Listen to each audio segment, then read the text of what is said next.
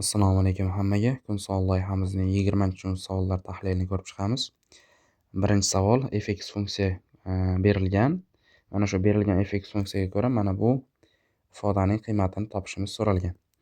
Fx funksiyaga e'tibor beradigan bo'lsak, bizda fx funksiya juft funksiya bo'lyapti.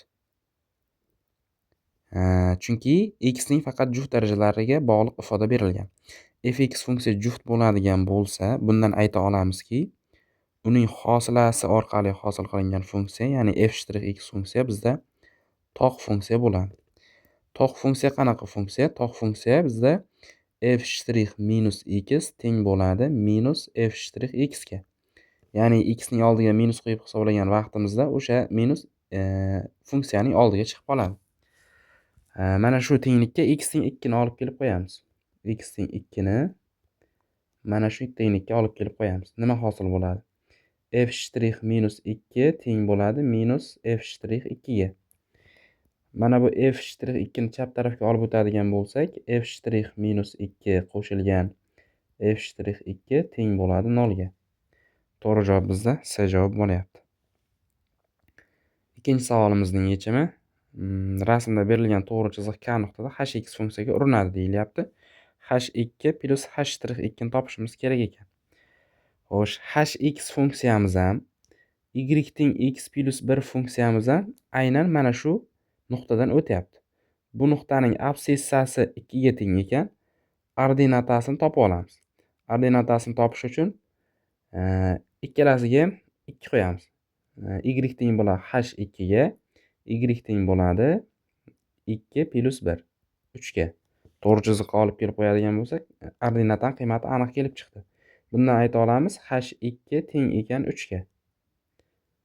Ana endi h'2 ni topishimiz kerak. h'2 nimaga teng? h'2 ikki nuqtada urinma o'tkazilganligi uchun bu bizda k ga teng bo'ladi. Urinmaning burchak koeffitsiyentiga. Y teng x plus 1 to'g'ri chiziqda bizda k teng 1.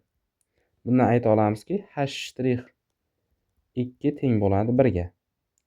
Bizda mana shularning yig'indisi so'ralgan. Yig'indisini topadigan bo'lsak, 3 plus 1 natija bizda 4 ga teng chiqadi. B javob to'g'ri bo'lar ekan.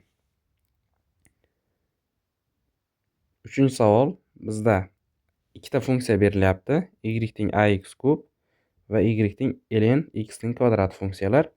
Bu funksiyalar bir-biriga urinadi deyilgan. A ning qiymatini topishimiz kerak. Xo'sh, uringan nuqtasida funksiyalarning qiymatlari teng bo'ladi. Birinchi tenglamamiz ax ning kubi teng ln x ning kvadrati. Bu funksiyalarning qiymatlari tengligidan yozib oldik. Ana endi bir-biriga urinadi deyilganligi uchun funksiyalarimiz o'sha yerda bir xil og'gan bo'ladi. Og'ishi bir xil bo'ladi.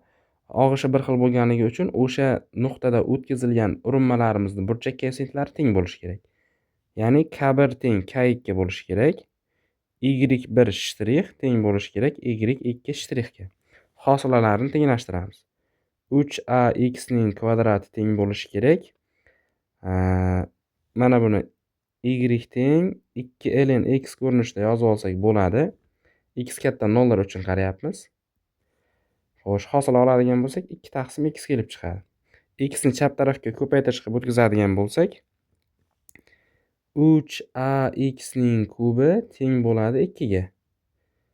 3ax ning kubi teng 2. Ax ning kubini o'zini topadigan bo'lsak, 2 taqsim 3 ga teng chiqyapti. Ya'ni mana bu qism 2 taqsim 3 ga teng ekan. Ax ning kubi 2 taqsim 3 ga teng ekan. O'rniga olib kelib qo'yadigan bo'lsak, bizda tenglama hosil bo'lyapti. ln x ning kvadrati teng 2 taqsim 3 ga. Xo'sh, mana shu yerdan yozishimiz mumkin biz. X ning kvadrati teng bo'ladi y ning 2 taqsim 3-darajasiga. X ni o'zini topadigan bo'lsak, y ning 1 taqsim 3-siga. Ya'ni x teng y ning 1 taqsim 3-darajasi. Mana shu nuqtada funksiyalar bir-biriga uringan. Y-imizni ham topib olamiz. Y-imiz bizda ax ning kubi edi, uringan nuqtasi. Mana shu teng chiqdi. Mana ax ning kubi teng chiqqan edi bizda. 2 taqsim 3. O'rniga olib kelib qo'yadigan bo'lsak, 2 taqsim 3 chiqqan. X ning joyiga esa y ning 1 taqsim 3-sini qo'yamiz. Mana bu yerga y ning 1 taqsim 3-sini olib kelib qo'yamiz. A ko'paytirilgan y ning 1 taqsim 3-sining 3-si teng bo'lyapti 2 taqsim 3 ga. A ko'paytirilgan y 2 taqsim 3 ga teng.